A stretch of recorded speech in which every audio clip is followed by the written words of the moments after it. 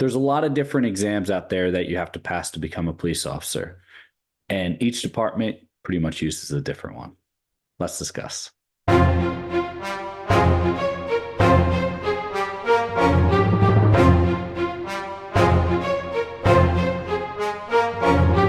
Hey, before we get started, we have a couple gifts down in the description for you. One is the Getting Started workshop. It's going to walk you through every part of the hiring process, every phase. There's some hidden bonuses in there for you as well. Additionally, we have a free coaching call where you can jump onto a free coaching call with myself or any other instructor we have and ask us anything about hurdles, about questions, about departments, anything you want.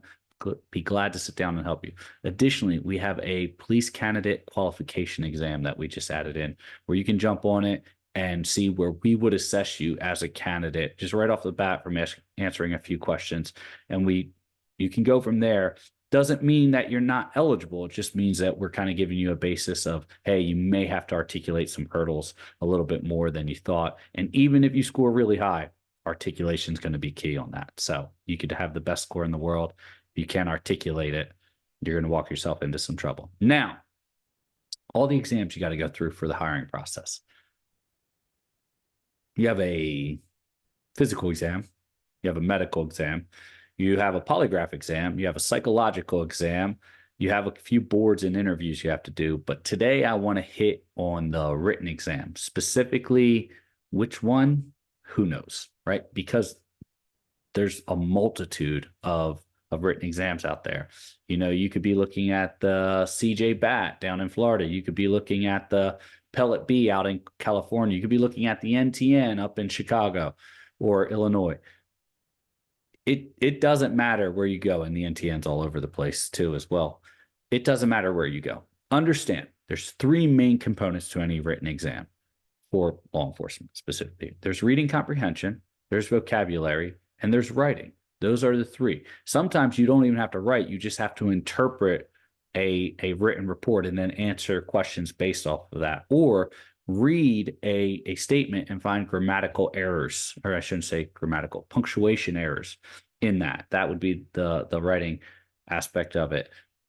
All those are going to overlap with one another, you know, because vocabulary and writing overlap with reading comprehension. Yes, it all overlaps. Certain other exams have added features, you know, where certain special agent exams, you're going to have what we call a logic game, where you're trying to figure out a logical determination between certain information, or correlation, I should say. You know, the Pellet B has the closed section where you're trying to interpret what's the potential word that fills in the proper amount of blanks that you have based on the sentence that it's asking. The NTN has video segment sections where you have to answer questions based on your perspective as a law enforcement officer. I really hate that because you have no training as a law enforcement officer, and I'm trying to tell you to make a determination based on that. I don't like it particularly. I mean, it's easy to pass when you know, but if you have no training, it might not be so easy to pass. A few people I know can tend to struggle with that. So there's a lot of different components, but the three underlying that will get you anywhere is reading comprehension, vocabulary, and writing. If you can understand that, you can interpret almost anything. So it could come down to, you know, maybe reading isn't your strong suit. Maybe you're born in a different country that English isn't the primary language, and you're ESL, so English is second language, right? That being said, you might have a little bit more difficulty with it. But once again, the written exam is the easiest thing to study for. It really is. And you only have to pass it one time with that department, and usually you're pretty good. Now, once you start taking multiple exams and you start passing, you really don't have any concern about it. That's why when we focus on our prep for this, we just say, hey, prep till you pass. And then once you feel confident, you're good to go. However, if you have a different exam coming up with a different department, you want to make sure you prep for that too. Here's one way that you could prep. This worked really well for me when I was preparing for some special agent positions and things like that.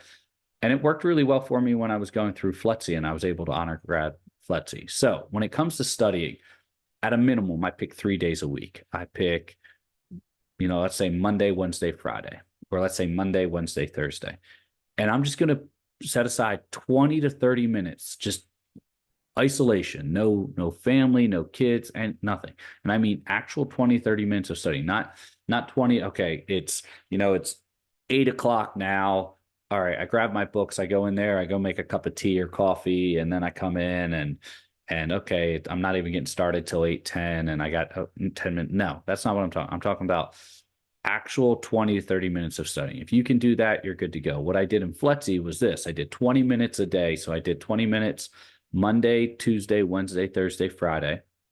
That was it. And then over the weekend, I made sure that I got an hour extra total of studying. That could be a half hour on Saturday and a half hour on Sunday, or a full hour on Saturday or a full hour on Sunday. It didn't matter. I blocked off that amount of time so I could get in. But it was really only 20 to 30 minutes a night. And it was usually what I would do is I'd get off work from the academy, and then I'd go PT again, right? I go get a 45-minute workout in.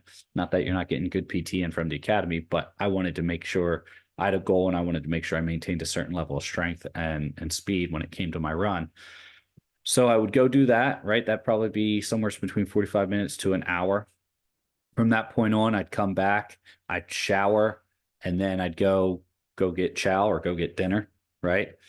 So then I'd eat, right? Nice, nutritious dinner. And then from there, I'd come back, and that's where I would knock out my studying. And usually by this point in time, it's maybe at the latest 6 o'clock at night. And I'm already, I'm already studying. So I bang out 20, 30 minutes of studying time right there at that point in time. And it's 6:30 and I'm done and I can relax for the rest of the night. Right. And there's certain things that I would highlight if I had a certain exam that would jump out at me. But if I was prepping for if I was prepping for a written exam to get into law enforcement, I wouldn't go back and restudy as much. Let me rephrase that. I wouldn't go and highlight a lot of sections unless it was a significant deficiency I had. Maybe I was really struggling with a certain type of math problem. Maybe I didn't have the rules of mean, median, and mode memorized. So I would circle or highlight that only to come back to it to make sure I did a couple extra problems on that. However, most of the time I would study one study guide and move on to the next. And usually by the time you've studied quite a few study guides, you're pretty strong to go. Even though you might not feel confident, you probably have the skills you need to pass and to score really well on it. That being said, though, right, just because you're studying a study guide, if you're not retaining any of the information, or better yet, if you're taking the study guide and you're doing practice exams and studying and you're not scoring well on the practice exams, you're not going to pass. You need to make sure that you're passing the practice exams, right? That's why we put a bunch of different random practice exams and public resources in our online course specifically for that. So you could get a multitude of different avenues, whether like I said, whether it's the closed section from the Pellet B or the video segment from the NTN, or just a vocabulary section from a typical post exam or civil service exam. You want to make sure that you're doing everything you can at that point in time to make sure that you're passing. If you're not passing, then you need to go back and restudy. Here's where I have a problem with it, is if you restudy the same study guide over and over, which is, like I said, why we just put a shotgun or a multitude of them out there so that you don't have to. If you wind up using the same study guide over and over again, you start memorizing the questions and the answers rather than actually using your knowledge to answer the question. So I highly recommend you don't do that. I steer away from reusing the same study guide over and over.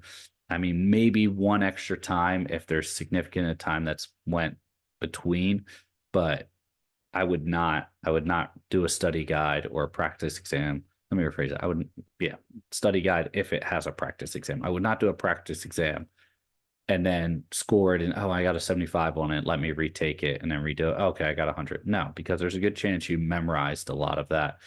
I mean, if you had a few other practice exams in between that and it was over a course of 2 weeks, maybe. But I would steer away from using the same study guide over and over. And I know I'm making it harder for you. I apologize, but I would just do that because you're really not learning. You're just having memorization at that point in time. So it's hard to break the mind of that. It'd be almost impossible to do. Get new study guides. Now, that being said, written exam, easiest thing that you can prep for, because there's plenty of studies out there from Ivy League schools that show, hey, the best way to improve on a standardized test, do more practice tests, and you'll be able to succeed at that point in time. But you need to have a adequate amount of time studying, which is why I kind of gave you that study cycle. I would at least do 3 days a week, at least 20 minutes minimum per day, and you're getting an hour of studying in a week. You should be pretty good. But you know yourself better than anyone else. If you need more time than that, use more time than that. That would be my base minimum amount of studying. And I told you what I did for FLETC. So, and I was able to honor grad FLETC, one of, just a couple hundred in the entire world that could ever do that. So kind of keep that in mind. If you're going through and you're trying to pass the written exam, preparation way ahead of time is key. Don't try to cram it in the last week. Hey, I have a written exam for this department next week. I'll start studying right now. Don't cram, because I usually recommend to all my coaching members that you take at least 3 days off prior to the test to let your brain recharge. It's just like working out. You gotta give yourself a chance to recover. If you're just really cramming and you're trying to fit everything into 1 week. If that's what you have, that's what you have. But I highly discourage that. I don't recommend it. But it's just my perspective, right? I'm just giving you my perspective. If you work really well with cramming, great, do it, knock it out, pass. Let me know how you do. And I'm waiting here to congratulate. As for everyone else, set up a good study plan. It's not hard. 20 minutes, 3 days a week. Most people spend more time than that scrolling on their phones for absolutely nothing. So you can put it, if this is truly the profession you want and the career that you want to do to support you and your family and make a really good income with probably some of the best benefits out there, and on top of it, really serve a community and really give back to people. If this is something that you want, put in the time to try and achieve it, right? You want to do as best as you can on the written exam. You want to do as best as you can on the PT exam. You want to do as best you can on the board, in every aspect of it, because you want to move through. And then when you get to the conditional stuff, you're just, hey, pass the poly, pass the psych, pass the med, you're good to go, right? All right. So studying is key, right? Get yourself multiple different study guides / practice exams. There we go. And you'll be able to really just kind of take it through. Where I would go with this is if I had a test coming up in a month, I would say, hey, I'm going to put aside, 3 to 4 times a week where I'm going to study 20 to 30 minutes a time. Let's just say 3 times a week where I'm going to study 30 minutes a time. It's an hour and a half a week. I have four weeks to do that, right? At that point in time, I'm getting in 6 solid hours of studying. If you've been to college or if you remember school or anything along those lines, if you studied for 6 hours for one specific test, you usually did pretty well on that test. So you just break it down into small increments so it doesn't feel like you're doing those 6 hours, and then you'll succeed. All right. Those gifts are still down in the description for you. One's the Getting Started workshop, walk you through every phase. There's some hidden bonuses in there for you as well. Additionally, the free coaching call with myself or any other instructor we have, where we could go over anything, including your exam prep or your polygraph prep or your psych prep, board prep, whatever you have, background interview. Ooh, that's a tough one, right? We can help you with that too. And then the last one is we have the police candidate eligibility exam down below. Jump on it. See where you rank. Don't just, if you score low, don't just give up hope. That's not the case, right? That's not what I'm telling you. I'm just trying to give you a perspective of you might have to articulate your hurdles a little bit more than other people. All right. If you score really high, don't think you still can't get DQ'd, because once again, if you misarticulate one thing or if you go into it too confident, you might not pass a certain phase or a certain segment. I hope this helps. Stay safe, and I'll see you next time.